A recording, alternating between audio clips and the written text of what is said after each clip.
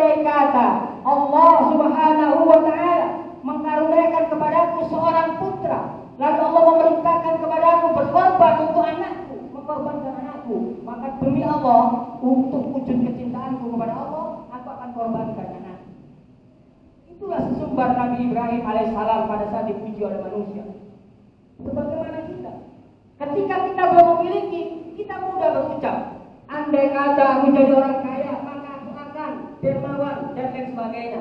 Andai kata aku naik jabatan, maka aku akan memberikan santunan dan lain sebagainya. Andai kata aku terpilih menjadi pejabat, maka aku akan menjadi pejabat yang amanah dan lain sebagainya. Itu sifat manusia. Tapi belum tentu ketika apa yang belum diperoleh itu lalu dia dapatkan, belum tentu dia ingat dengan apa yang disampaikan. Maka ketika Nabi Ibrahim alaihissalam dikaruniai oleh Allah seorang putra pada usia wakilah 82 tahun, wakilah 83 tahun beliau baru memiliki putra, Nabi Allah Ismail alaihissalam. Pengorbanan yang pertama adalah dari istri beliau, Siti Sarah. Siti Sarah istri Nabi Ibrahim alaihissalam melihat suaminya siang malam selalu gelisah, selalu resah, berdoa, menangis, meratap, memohon kepada Allah supaya Allah memberikan keturunan sebagai penerus dakwahnya, sebagai penerus risalah nubuwah.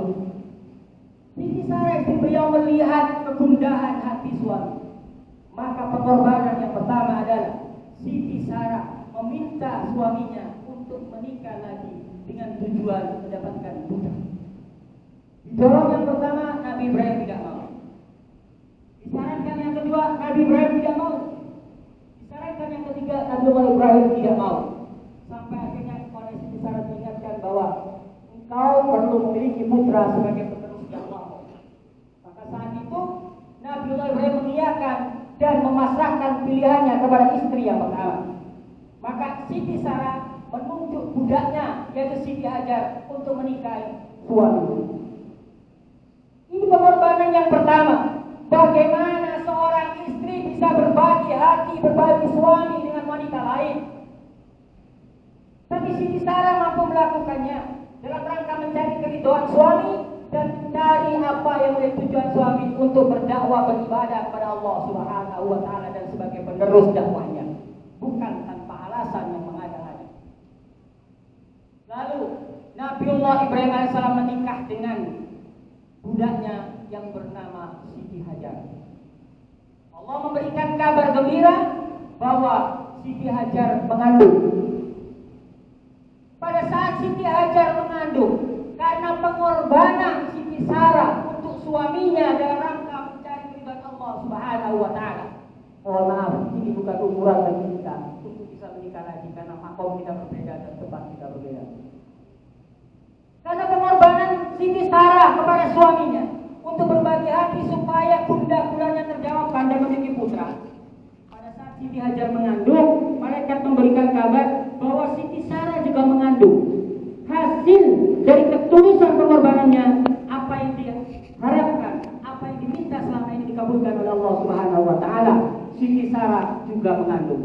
Lahirlah dari Siti Hajar Nabiullah Ismail alaihissalam yang garis keturunannya sampai kepada Rasulullah Muhammad SAW.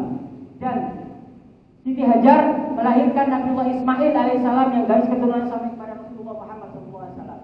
Siti Sarah karena dikasih kabar akan hamil, beliau tidak percaya karena usianya sudah tua. Dia tertawa mendengar kabar kehamilannya. Tapi Allah berkehendak, Allah berkuasa. Ketika lahir putra Siti Sarah, maka dinamakan dengan Ishak yang berarti tertawa lebar. Itu Ishak. Karena ketika mendapatkan kabar, Siti Sarah sempat tertawa. Lahirlah putranya yang dinamakan Ishak. Siti Hajar melahirkan putra yang dinamakan Ismail. Allah telah meninggalkan doa. Ishak melahirkan keturunan generasi-generasi sampailah kepada kaum Yahudi dan kepada Nabi Isa alaihissalam. Itulah prinsip yang berbeda. Umat Islam risalah nubuwah Nabi terakhir memuliakan Nabi Allah Muhammad alaihissalam, tapi untuk non-Muslim menganggap yang paling mulia adalah Nabi Isa alaihissalam karena Nabi Isa lahir dari keturunan Nabi Ishak yang merupakan istri sah, istri pertama, dan menganggap Nabi Ismail adalah putra dari seorang budi atau istri kedua. Itu perbedaan prinsip.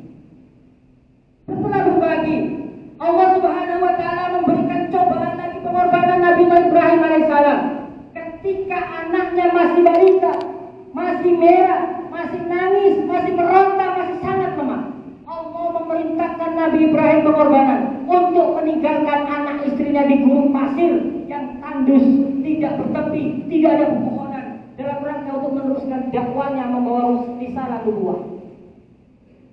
Nabi Ibrahim harus berkorban kembali.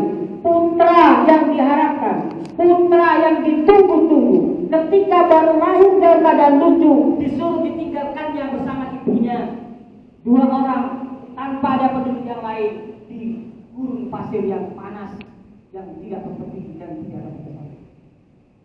Karena perintah Allah, Nabi Ibrahim menjalankannya. Karena kecintaan Allah adalah yang paling utama bagi beliau. Nabi Ibrahim meninggalkan anak dan istrinya di padang pasir, lalu memohon kepada Allah, ya Allah, anak dan istriku aku tinggalkan, lalu bagaimana dengan istri mereka? Allah memerintahkan kepada Nabi Ibrahim alaihissalam, Ibrahim, pukulkan tongkatku pada batu yang besar. Memenuhi perintah Allah, Nabi Ibrahim memukulkan tongkatnya pada batu yang besar. Beliau melihat batu yang pertama dipukul, tidak ada apa.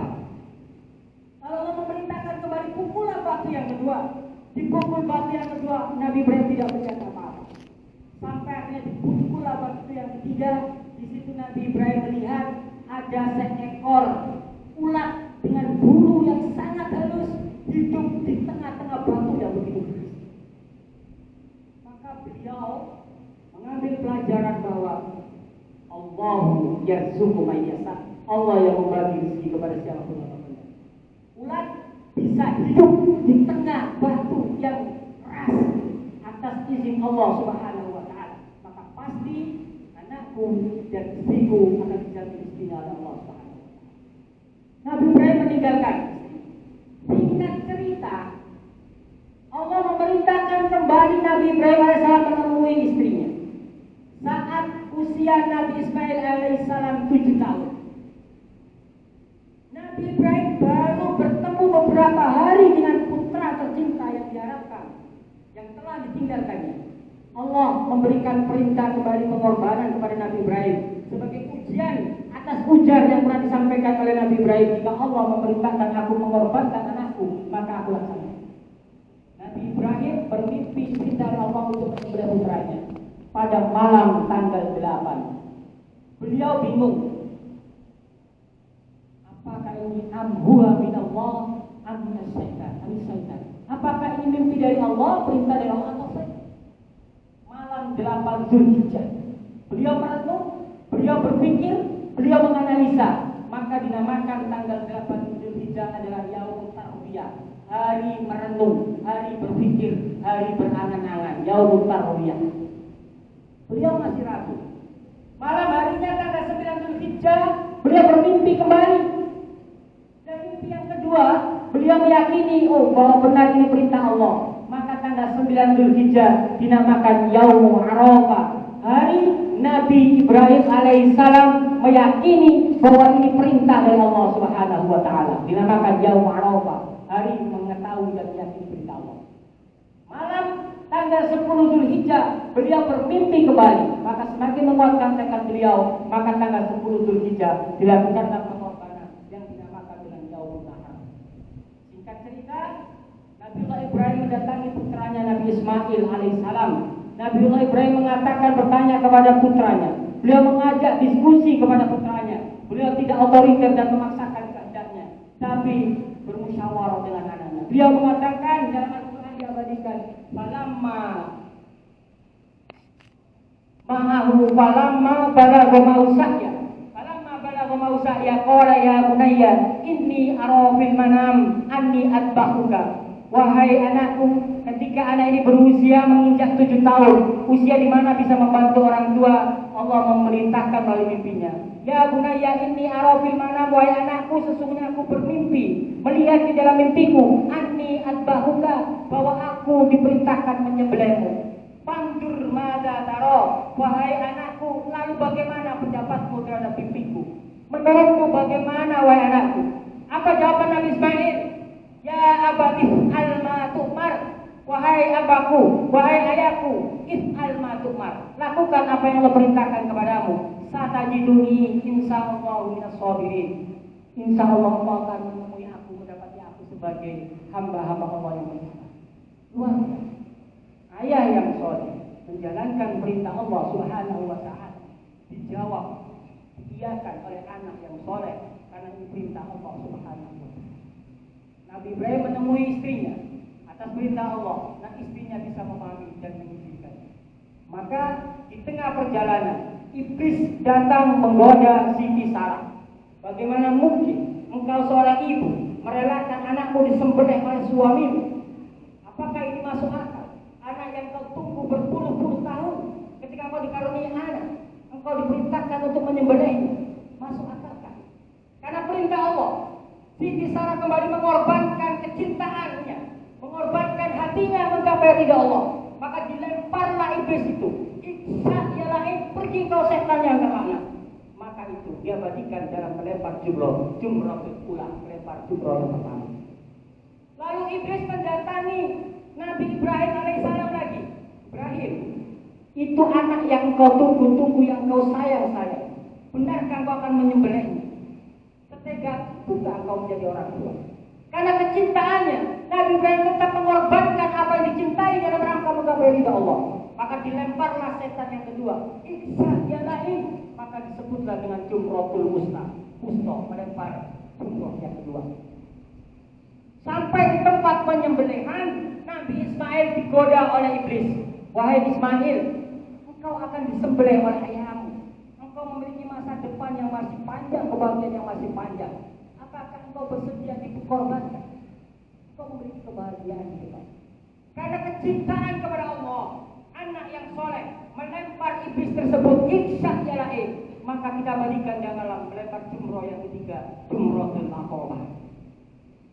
Nabi Ibrahim meletakkan putranya Ismail, dan Ismail mengajukan 5 permintaan kepada abahnya.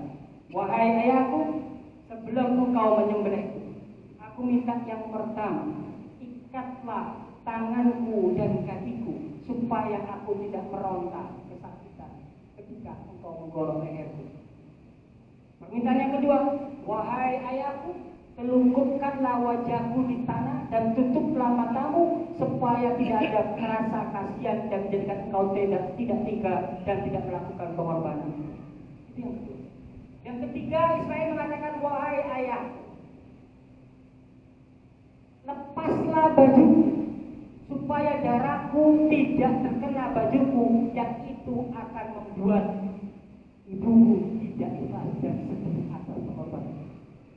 Permintaan selanjutnya adalah Nabi Ismail meminta, wahai ayahku, selepas engkau mengorbankan aku atas perintah Allah, hindarkan, jangan sampai anak-anak seusiaku bermain di depan ibu, karena itu akan membuat ibuku bersedih. Luar biasa, subhanallah, perjalanan keluarga yang soleh. Ini pengorbanan yang luar biasa, ma'asyiral muslimin menggapai keridhaan Allah. Saudara kita yang berangkat haji juga melakukan pengorbanan. Bagaimana mereka bekerja banting tulang siang malam, mengumpulkan 1.000, 2.000, 1 juta, 2 juta. Lalu mereka korbankan dengan membayar ongkos naik haji yang tidak murah. Lalu mereka berkorban meninggalkan sanak famili kerabat. Mereka meninggalkan jabatan, meninggalkan pakaian-pakaian mewahnya, hanya menggunakan pakaian ihram. Ini adalah pengorbanan dalam rangka menggapai keridhaan Allah Subhanahu wa ta'ala. Indonesia, 17 Agustus yang telah akan kita peringati hari kemerdekaan ini, menggapai kemerdekaan, menggapai cita-citanya, menggapai kemakmurannya, juga diawali dengan pengorbanan. Pelajaran dari peristiwa Idul Kurban adalah untuk menggapai ridha Allah Subhanahu wa ta'ala, untuk menggapai kebahagiaan, untuk menggapai kesejahteraan dan cita-cita, maka kita semua dituntut pengorbanan oleh Allah Subhanahu wa ta'ala. Dan tanalul birra hatta tunfiquna mimma tuhibbun. Maka yang perlu kita ingat,